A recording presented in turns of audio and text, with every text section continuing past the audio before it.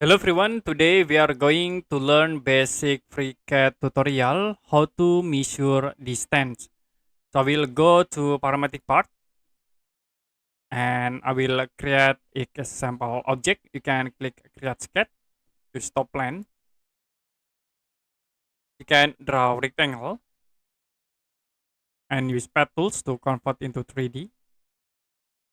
I will create again new body, new sketch and to stop plan again, and I will create rectangle at this point.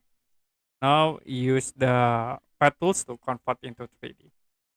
Now, if you want to measure distance between these two objects, you can click this icon, measure, and then you can change from the auto into distance. So like I will click from this point, press against the control button to click at this point. Now you can see the distance will be automatically appear. And between in this x-axis about 14.26, and then from this point into here the distance 21.48 millimeter. I will set again distance. Okay, you can click reset and I will click from this edge into this edge, and the distance will be shown in your drawing area.